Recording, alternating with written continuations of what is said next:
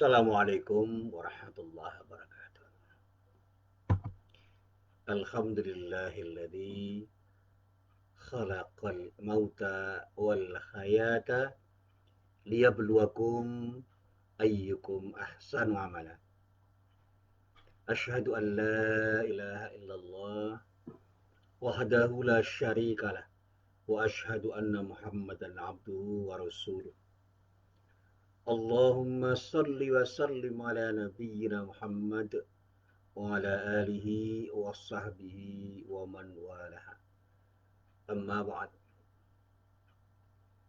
Para jamaah yang dirahmati Allah, sekali lagi saya ucapkan Alhamdulillah Rabbil Alamin, ucapan tahmid dalam rangka untuk menunjukkan sikap syukur saya kepada Allah. Dan marilah kita syukuri semua kenikmatan dari Allah Subhanahu wa taala, dengan harapan mudah-mudahan Allah selalu berkenan memberikan tambahan kenikmatan, baik tambahan berupa tambahan yang bersifat kuantitatif maupun yang bersifat kualitatif, sehingga di dalam hidup ini kita akan lebih mudah untuk mengarungi hidup karena kita selalu diberikan kebaikan oleh Allah berupa kenikmatan-kenikmatan yang pada saatnya akan menjadi sesuatu yang bermanfaat untuk diri kita.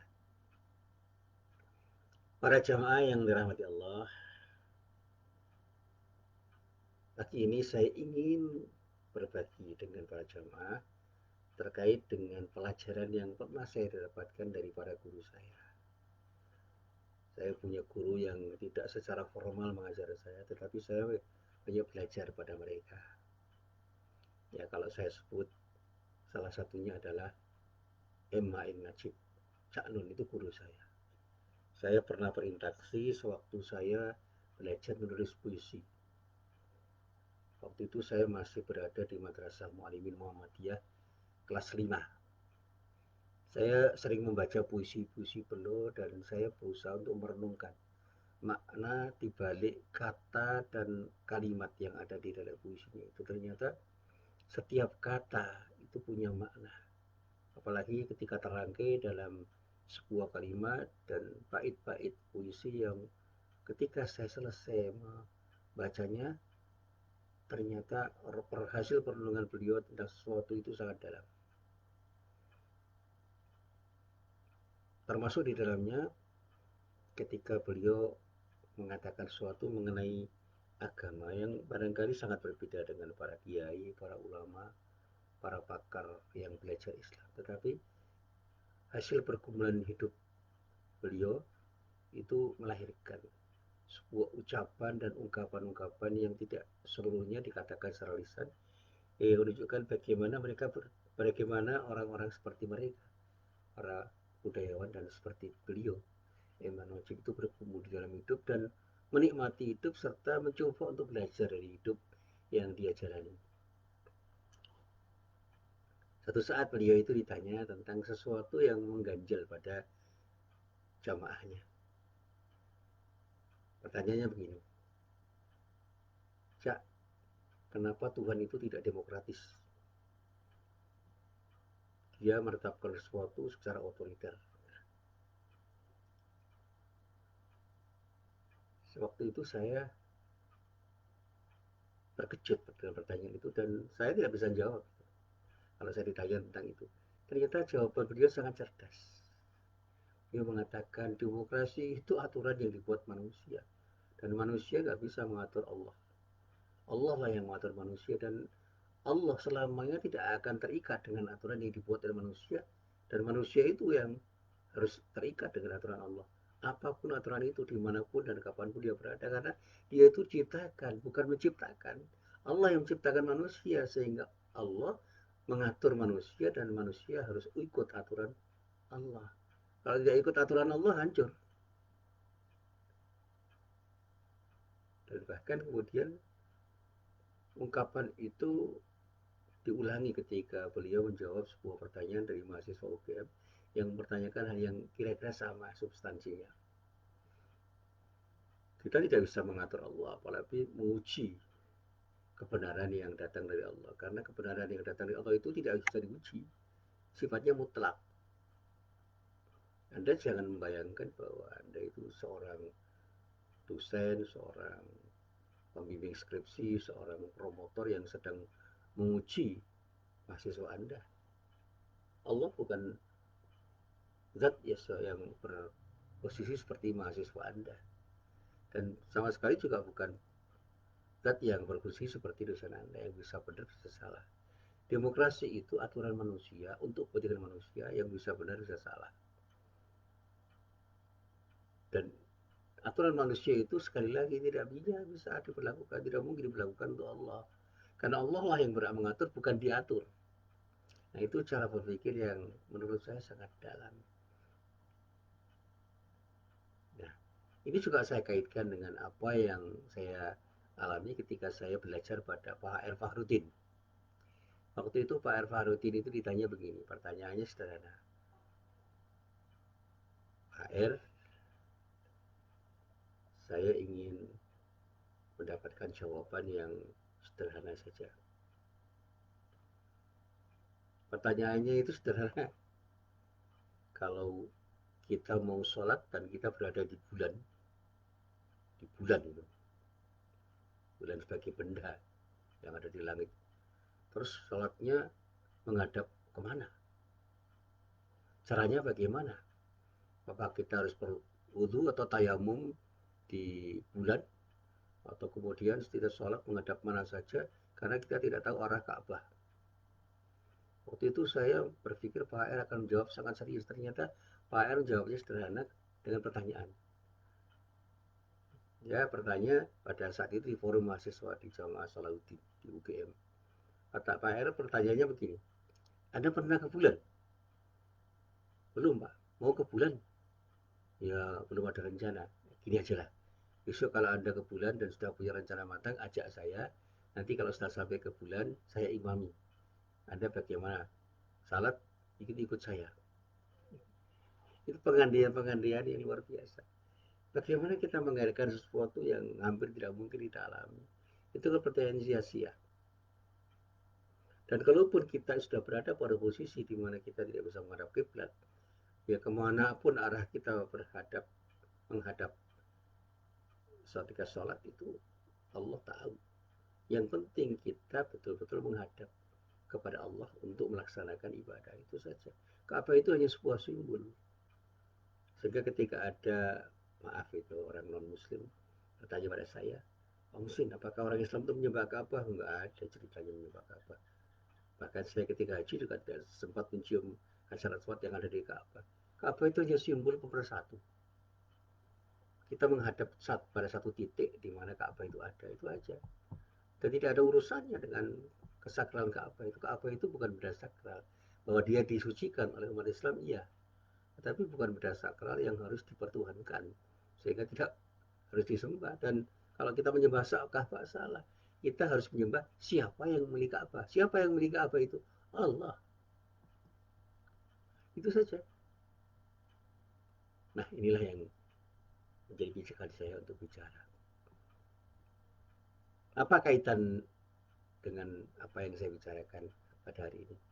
Kita ini seringkali berdiskusi tentang hal-hal yang sebenarnya sangat sederhana untuk kita diskusikan.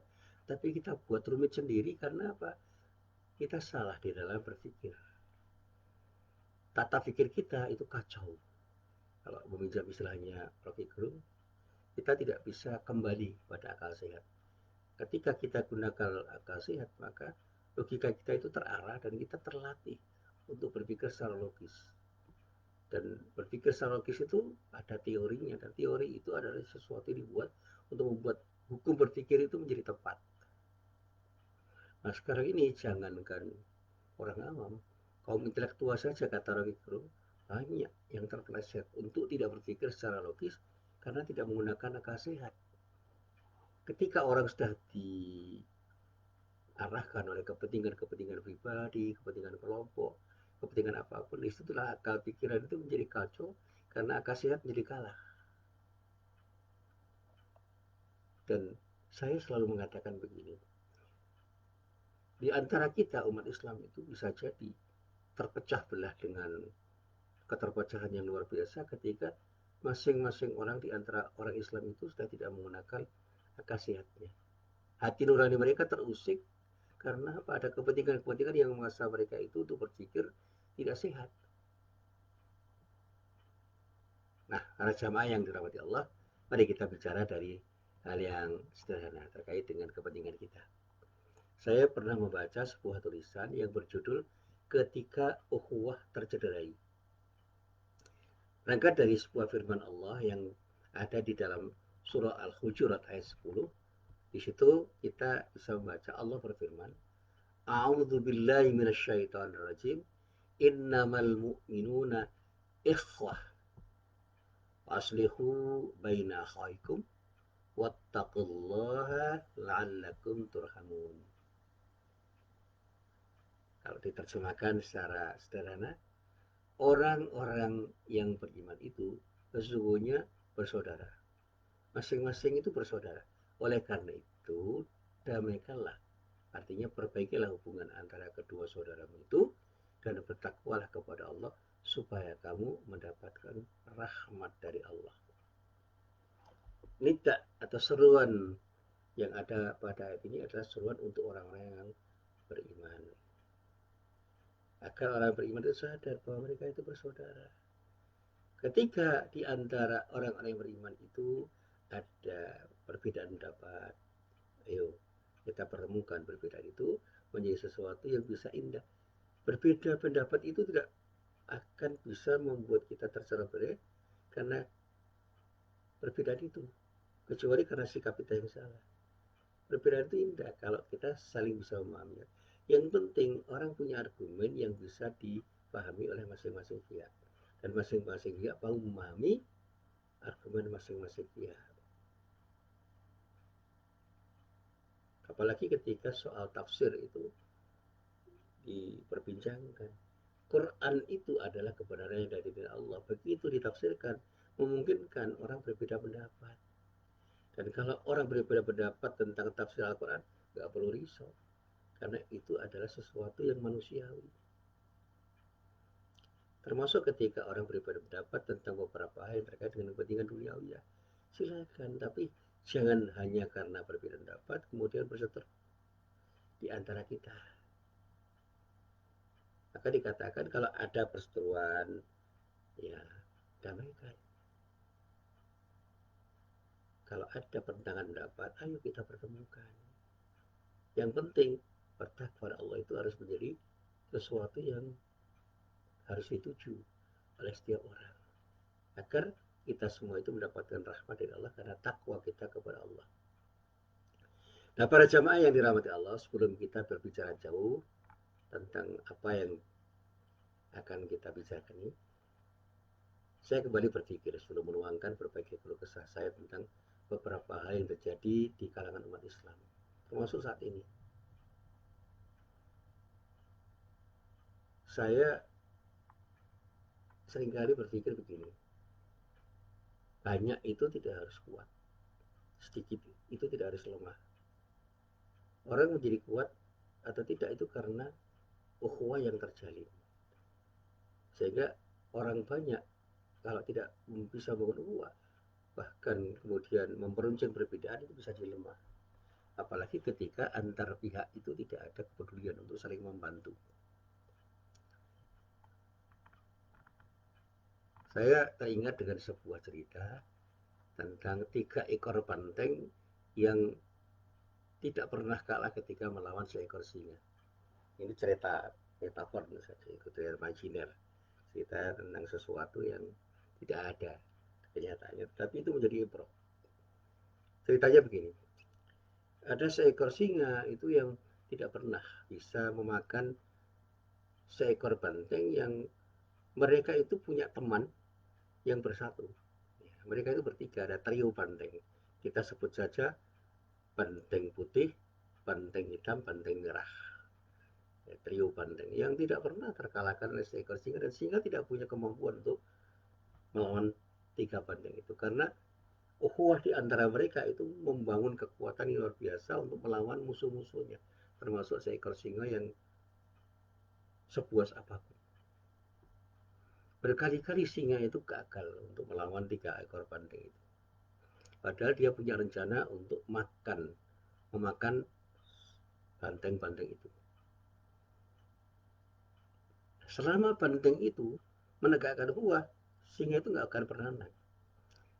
Satu saat singa itu tahu bahwa mereka akan kalah kalau mereka bercerai-berai. Singa punya rencana yang sangat licik. Dia mencoba untuk berbaik hati kepada para banteng itu dan mengesankan bahwa dia itu bersahabat dengan ketiga banteng itu. Nah, karena pencitraan yang luar biasa dari singa itu, banteng-banteng itu pun akhirnya tidak waspada terhadap keberadaan singa. Dan singa masih menjalankan rencananya. Dia menemui banteng putih untuk mengatakan, saya itu sebenarnya tidak punya rencana untuk memakan kamu. Saya hanya punya rencana memakan banteng merah atau banteng hitam yang sebenarnya dia itu memusuhi dirimu. Tetapi banteng putih itu adalah banteng yang cerdas dan punya keikhlasan untuk berkuah, sehingga dia tidak pernah percaya pada singa. Berkali-kali singa gagal untuk membujuk banteng putih itu untuk memusuhi kedua sahabatnya. Karena singa merasa gagal mendekati banteng putih untuk mengelabui banteng putih itu, dia kembali kepada banteng hitam. Dia kemudian menemui banteng hitam. Dia cerita dengan cerita yang sama. Dia katakan, saya itu sebenarnya tidak pernah punya rencana untuk mencederai dirimu. Saya itu hanya ingin untuk mencederai dan memangsa banteng merah. Dan banteng merah itu adalah banteng yang sesungguhnya musuhi dirimu. Maka kamu jangan pernah merasa bahwa kamu itu bersahabat dengan banteng merah itu. Dan banteng putih pun sesungguhnya tidak punya keinginan untuk bersahabat dengan Anda. Dia itu egois. Kira-kira begitu ceritanya. Ternyata banteng hitam itu juga belum percaya. Dia masih bertanya-tanya. Lama dia berpikir dan tidak punya keputusan apapun. Sehingga singa itu berpikir kalau dia menunggu keputusan dari banteng hitam terlalu lama. Akhirnya dia menemui banteng merah. Banteng yang sangat temperamental dan kurang cerdas. Dan dia memang punya sikap egois sebenarnya. Dia mencoba untuk membujuk banteng merah itu. Dia mengatakan, hei banteng merah, saya itu ingin sekali beri hadiah padamu. Karena Anda itu sahabat saya yang terbaik. Dan saya tidak pernah punya rencana untuk memangsamu. Jangan kamu memangsamu, saya tidak ingin mencederaimu karena kamu itu sahabat saya.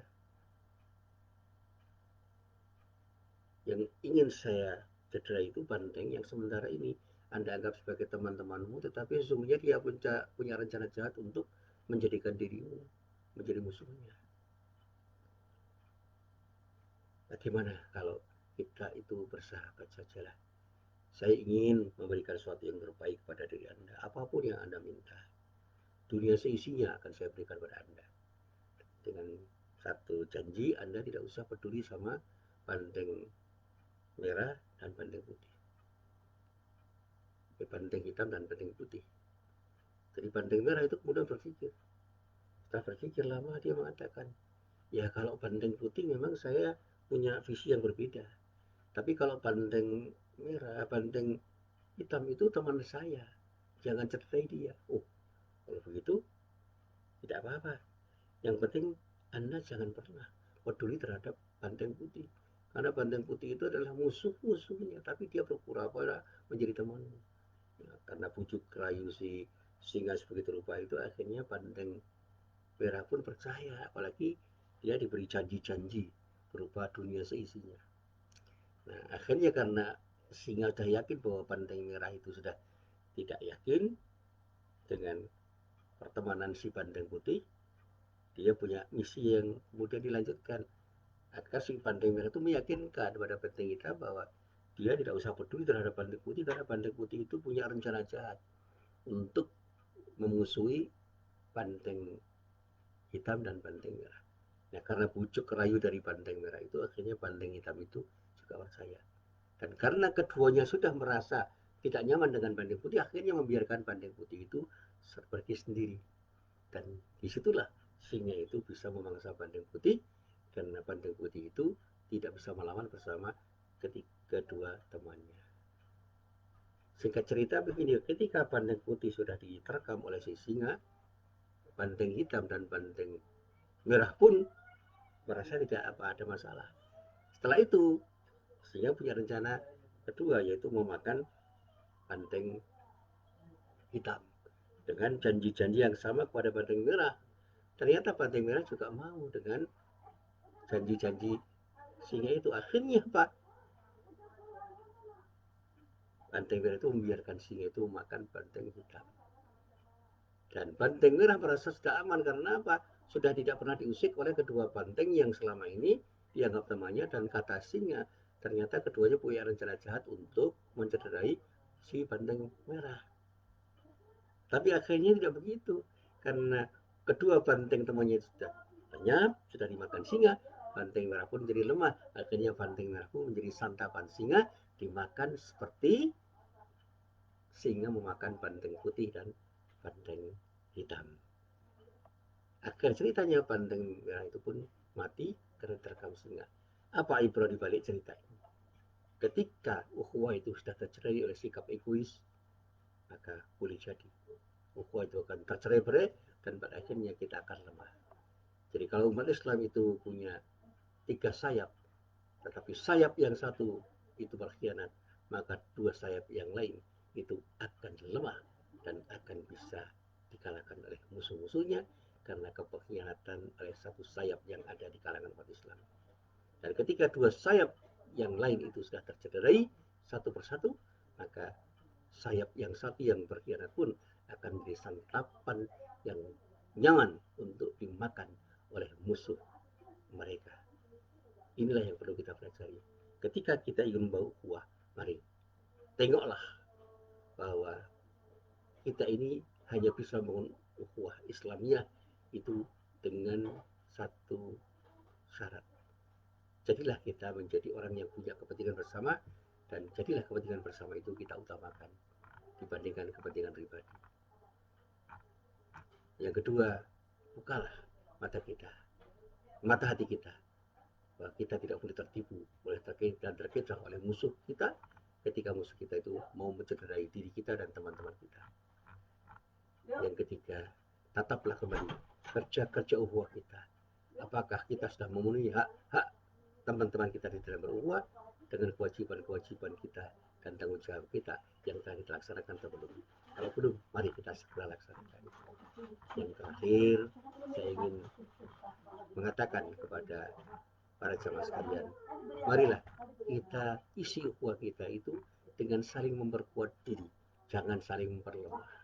Jangan sampai di antara umat Islam itu ada satu pihak saja yang memperlemah posisi yang lain, karena begitu ada satu pihak yang bisa memperlemah yang lain, maka musuh akan dengan sangat mudah mengalahkan umat Islam.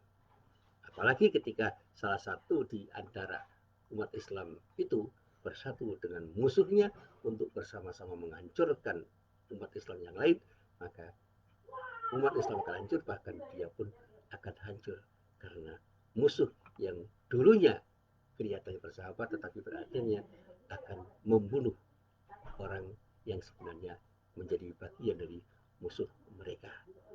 Naudzubillah min dzalik. Mudah-mudahan kita tersadarkan. Oleh karena itu, marilah kita bangun ukhuwah kita dengan membuang sikap egois kita. Kita bangun ego kita untuk bersama-sama berjuang menegakkan ukhuwah Islamiyah, melawan segala macam hal yang bisa mencederai ukhuwah kita, sehingga kita benar-benar menjadi kuat dimanapun dan kapan berada. Dan itulah yang saya katakan, ketika ukhuwah kita kuat, kita tidak akan mudah terkalahkan. Tapi begitu ukhuwah kita tercederai dan menjadi rapuh, maka dengan mudah musuh akan mengalahkan kita.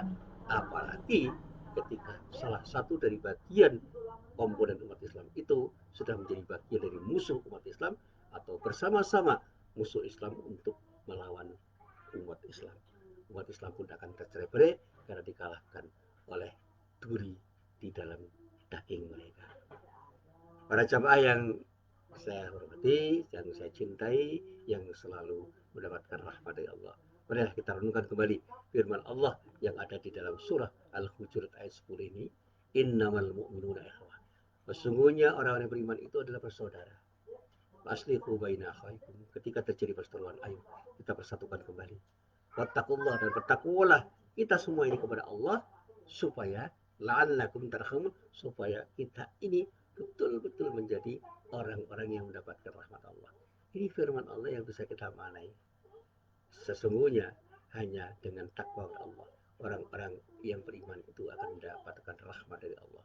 Ini makna dari firman Allah yang ada di dalam surat Al-Hujurat ayat 10, dan ini difirmankan Allah kepada orang-orang yang beriman dengan satu kalimat yang betul-betul tegas. Innamal mu'minuna ikhwah wa aslihu baina akhawaykum wattaqullaha la'allakum turhamun. Orang-orang yang beriman itu sungguhnya bersaudara, oleh karena itu damaikanlah, perbaikilah hubungan antara kedua saudaramu itu, dan bertakwalah kepada Allah supaya kamu mendapatkan rahmat. Inilah apa yang bisa saya sampaikan dalam pengajian saya pada hari ini, pada pagi hari ini. Mudah-mudahan menjadi bahan renungan kita, dan mari kita renungkan untuk kemudian kita jalani menjadi sesuatu yang indah dan bermanfaat untuk kita.